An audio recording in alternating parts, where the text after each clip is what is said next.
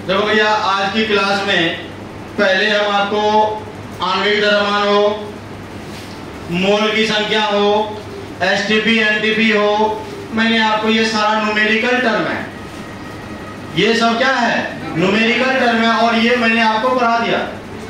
और आज भी एक न्यूमेरिकल टर्म पढ़ेंगे जिसका नाम है द्रव्यमान प्रतिशत। क्या नाम है? द्रव्यमान प्रतिशत। यानी जब आप द्रव्यमान प्रतिशत निकालोगे तो आप कैसे निकालोगे, तो सभी लोग ध्यान से सुनिएगा, समझिएगा। अगर किन्हीं को प्रश्न पूछने की जरूरत पड़ेगी तो वो एकदम खड़ा हो जाइएगा और कहिएगा सर मेरे को दिक्कत है। क्या समझे? अगर किसी को समझ में नहीं आएगा वो उसको भी पूछना। शुरू करें। यानी आज की क्लास में हम लोग पढ़ने वाले हैं द्रव्यमान प्रतिशत। द्रव्यमान प्रतिशत इंग्लिश में बोलते हैं मास परसेंटेज। मास परसेंटेज, द्रव्यमान प्रतिशत। ध्यान दो, प्रतिशत का मतलब होता है 100। अगर कोई प्रतिशत को सिंबल ऐसे लिखा जाता, और प्रतिशत का इसका मीनिंग होता है 100। चाहे आप किसी भी चीज का प्रतिशत निकाल लो, आपको 100 में ही निकालना पड़ेगा। अगर हम बोले भैया 40% है तो मतलब 100 में 40 है। अगर मैंने कहा 10% है तो 100 में 10% है। ध्यान से सुन लीजिए सभी लोग। अगर मैंने कहा 5% है, 100 में 5। समझ में आ रही बात? अगर जैसे आपने मैट्रिक का एग्जाम देके अभी अभी आपने 11th में आया है, तो आपको टोटल एग्जाम कितना का दिए थे? कितना का? यानी आपने टोटल एग्जाम 500 का दिया, और मानो उसमें आपको टोटल 400 आया। मैंने आपसे एक सवाल कर दिया कि बताओ भाई साहब आपका कितना प्रतिशत अंक आया? तो बहुत बच्चा बोला कि सर 80% आया। और जो लोग 80% बोला बिल्कुल सही बोला। अब कोई बोलेगा सर निकालेंगे कैसे? अगर आप निकालते होंगे, कैलकुलेशन करते होंगे, आप कहते होंगे सर जितना आया यानी ऊपर बटे टोटल गुना 100। बोलो है ना? इसी पर फॉर्मूला बन जाएगा। प्राप्त अंक बटे कुल अंक गुना, क्योंकि हम प्रतिशत निकाल रहे हैं। प्राप्त अंक गुना प्राप्त अंक बटा टोटल अंक गुना 100। तब आप ये 20 शहीद कर दिए और 400 में 5 से भगा दिए, तब आपका क्या आया? 80%। उसी तरह द्रव्यमान, ये तो मार्क परसेंटेज था। ये क्या था? Mark percentage. आपको जितना नंबर आया, लेकिन यही द्रव्यमान प्रतिशत निकालना होगा, तो जिसका द्रव्यमान निकालना होगा उसका द्रव्यमान बटे टोटल द्रव्यमान गुना 100। कॉन्सेप्ट से अगर आपको द्रव्यमान प्रतिशत निकालना होगा, ध्यान दो भाई लोग, द्रव्यमान प्रतिशत निकालना होगा तो पहला का द्रव्यमान जिसका निकालना होगा उसका द्रव्यमान बटे कुल द्रव्यमान। कुल द्रव्यमान गुना कितना? 100। इसके जस्ट बाद आप पढ़ने वाले हो विलियन चैप्टर, शरबत वाला। क्या आपने कभी शरबत बनाया है? कि भैया टोपी वाला कम बोलते हैं, बोलिएगा तब ना होगा भाई। आए हैं चुपचाप मायूस होके सुन रहे हैं, लगता है कोई छोड़ के चल गई है, इसे एक्सप्रेशन दे दो। बोलना है एकदम हमेशा बिंदास रहो। मेरा ये कहना, हमेशा बिंदास रहो, जो भी हो, कितना दुख तकलीफ आए हमेशा हंसते रहो, मुस्कुराते रहो। क्लास में ज्यादा समझ भी आएगा और पूरा आसानी से समझ में आएगा। तो बोलो भैया, जब आप शरबत बड़ा कॉन्सेप्ट पढ़ोगे यानी विलियन पढ़ोगे, तो शरबत आप बनाए होंगे, उसमें 2 चीज, पानी और चीनी, या पानी और ग्लूकोज, या कोई कहेगा नहीं सर पानी और नमक, कोई कहे बहुत तरह का बात हो सकता है। तो जब अभी बता नहीं रहे उसको, बस 2 टर्म समझो। पानी और चीनी को मिला दिए, बन गया शरबत, समांगी मिश्रण। पानी का काम है घुलाना, चीनी का काम है घुलना। जो घुलाता है उसको बोलते हैं विलायक। विलायक विलायक जो घुलाता है उसको विलायक बोलते हैं, और जो घुलता है उसको बोलते हैं विलय। विलय विलय विलय। तो जो घुलाता है उसको क्या बोलेंगे? विलायक। जो घुलेगा क्या बोलेंगे? विलायक। और लिख ही देते हैं, जो घुलाता है उसको बोलते हैं विलायक, और जो घुलता है उसको बोलते हैं विलय, और दोनों मिल जाता है तो बोलता है विलियन। यानी विलियन में दो चीज होता है, विलायक होता है, विलय होता है। एक घुलने वाला होता है, एक घुलाने वाला होता है। समझे क्या? समझ मानी? अगर भैया यहाँ पर कह देगा परमाणु का द्रव्यमान प्रतिशत, ध्यान से सुनिएगा, परमाणु का द्रव्यमान प्रतिशत बताओ, तो आप कहिएगा सर परमाणु का द्रव्यमान, ध्यान से सुनोगे, परमाणु का द्रव्यमान बटे कुल द्रव्यमान, कुल द्रव्यमान गुना कितना? 100।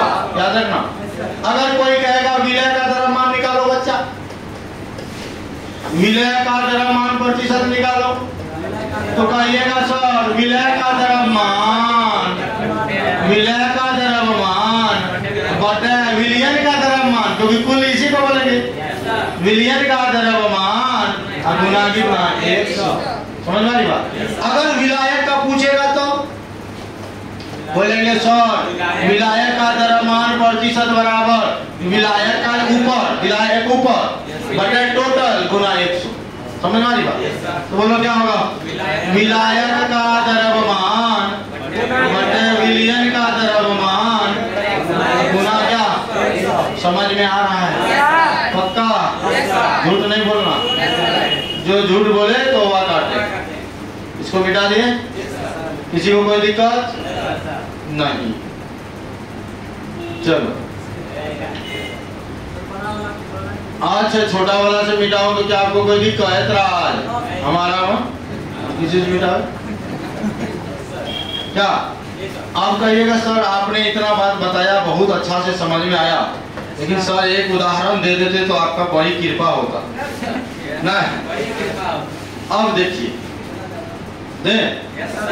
यूरिया का तो आप लोग नाम सुने, और यूरिया का ध्यान से सुनिएगा, आपसे ज्यादा यूरिया का कॉन्सेप्ट हम लोग के चाचा पापा लोग जानते होंगे। क्यों?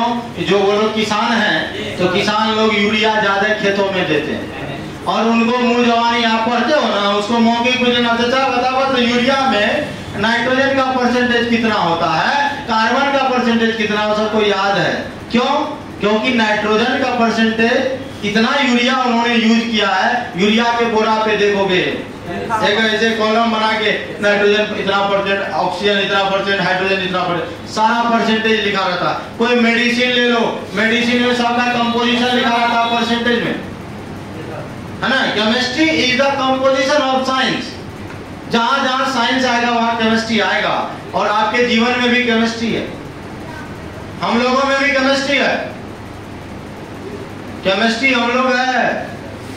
एटम्स, आयन और मॉलिक्यूल्स नहीं रहता तो सेल नहीं बनता, और जब भैया सेल नहीं रहता तो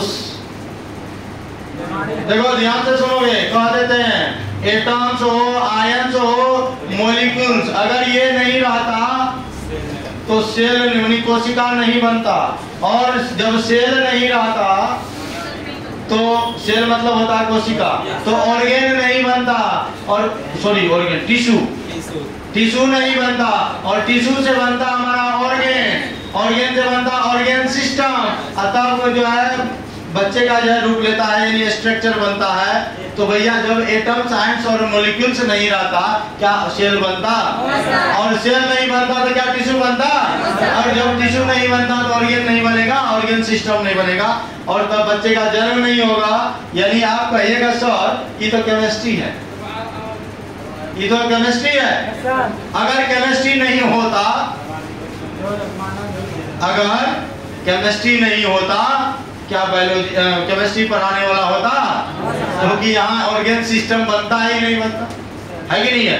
तो भैया एक दूसरे से रिलेटेड है, सारा चीज आप पढ़ोगे केमिस्ट्री में, बायोलॉजी में। जो बायो लिए हो तो बायो केमिस्ट्री भी है, तो आधा बायोलॉजी वाले सर पढ़ाते हैं, आधा हम पढ़ाते। अगर वहाँ ग्लूकोज के बारे में बताएंगे तो सर आपको ये नहीं खाली फॉर्मूला बता देंगे C6H12O6 होता है, बाद में इसका स्ट्रक्चर सब जो है ना प्रदीप सर से संपर्क, इसके बारे में और जानकारी लेना हो तो प्रदीप सर से संपर्क करो, समझे? अब आगे आते हैं। ध्यान दीजिए, यूरिया है, बोलो भैया यूरिया लिया, बोलो यूरिया में कौन कौन तत्व है? आप बोले सवाल नाइट्रोजन है, हाइड्रोजन है, कार्बन है, ऑक्सीजन है, नहीं है ना? अब ध्यान दो, हमको बताने दो तब आप सीखना। सबसे पहले अगर चाहे नाइट्रोजन का द्रव्यमान प्रतिशत निकालना हो, चाहे ऑक्सीजन का निकालना हो, चाहे कार्बन का निकालना हो, किसी भी तत्व का या किसी भी परमाणु का द्रव्यमान प्रतिशत निकालना हो, तो भाई साहब सबसे पहले इस टोटल का द्रव्यमान निकाल लो, क्योंकि जरूरत पड़ेगा। क्योंकि देख लो कुल द्रव्यमान का जरूरत पड़ता है ना, तो सबसे पहले इसका कुल द्रव्यमान यानी आणविक द्रव्यमान निकाल लो। ध्यान दो भैया, कल मैंने आप लोगों को ये चीज पढ़ाया है। कुल द्रव्यमान निकालोगे, नाइट्रोजन एगो दू छे हो, दू का द्रव्यमान हो जाएगा 2 गुना 14 ग्राम प्लस, बोला नहीं है, हाइड्रोजन यहाँ 2, यहाँ भी 2, 4, और हाइड्रोजन का द्रव्यमान 1 ग्राम प्लस कार्बन 1 है 1 गुना 12 ग्राम, और प्लस ऑक्सीजन भी 1 है 1 गुना 16 ग्राम। तो हो गया 14 गुना 2 करेंगे 28 ग्राम प्लस 4 ग्राम प्लस 12 ग्राम और प्लस 16 ग्राम, और सबको जोड़ोगे बच्चा तो आ जाएगा 60 ग्राम। कितना ग्राम आ गया? अब हमको कहा नाइट्रोजन परसेंट निकालो सर, तो हम बोलेंगे नाइट्रोजन का द्रव्यमान बटा कुल द्रव्यमान गुना 100। नाइट्रोजन का द्रव्यमान बटा कुल द्रव्यमान गुना 100। नाइट्रोजन कार्बन छवि फार्मूला में 2 को, तो 2 का द्रव्यमान कितना 28 ग्राम बटा कुल कितना 60 ग्राम और गुना कितना 100।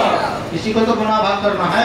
काटो काटो करो, ग्राम ग्राम कैंसिल, 0 0 सही हो गया। 3 गुना 6, 14 गुना 28, 14 बटा 3 गुना 10 यानी 140 बटा 3 से भागा दोगे 140 में भैया 3 चौके 12, 2 आएगा 0, 3 छाके 18, फिर 2 आएगा दशमलव दोगे 3 छाके 18 यानी 46.6% आएगा। आपने विश्वास, कोई भी किसान को जाके पूछ लो आप कि यूरिया में नाइट्रोजन का परसेंटेज कितना, कहेगा 46.5%, 46.5% के अप्रोक्स है। समझे क्या? कैसे परसेंटेज निकालना समझे? जिसका कहेगा निकालने उसका द्रव्यमान ऊपर बटा टोटल गुना 100।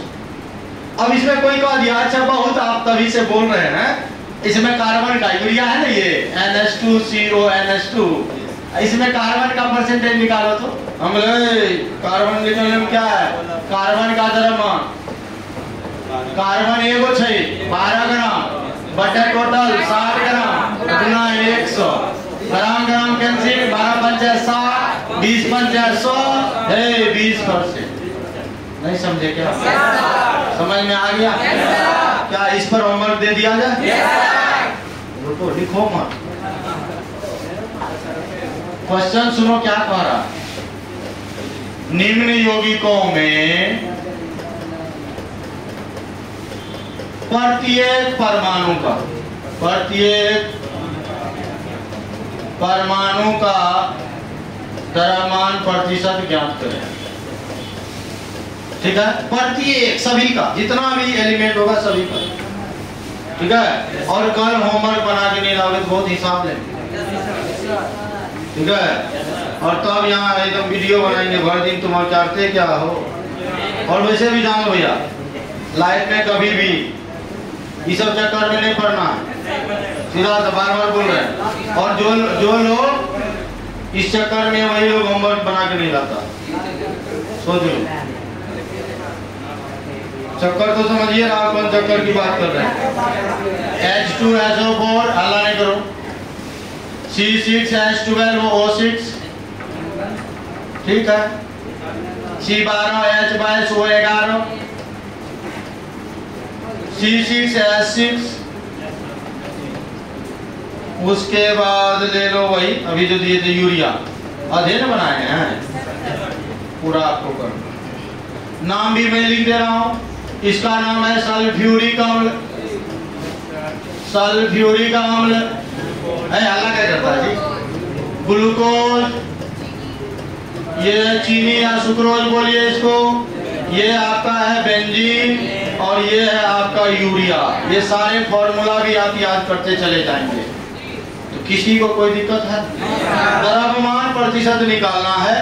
इस तरह का सारा फॉर्मेट आप एकदम, जो लोग स्क्रीनशॉट लेना चाहेंगे ऑनलाइन वाले ले सकते हैं। हाँ, हम इसको आगे भी बढ़ा दिए, इसको यहाँ रख दिए, फिर आप ऑफलाइन वाले इसको अच्छे से उतारिए।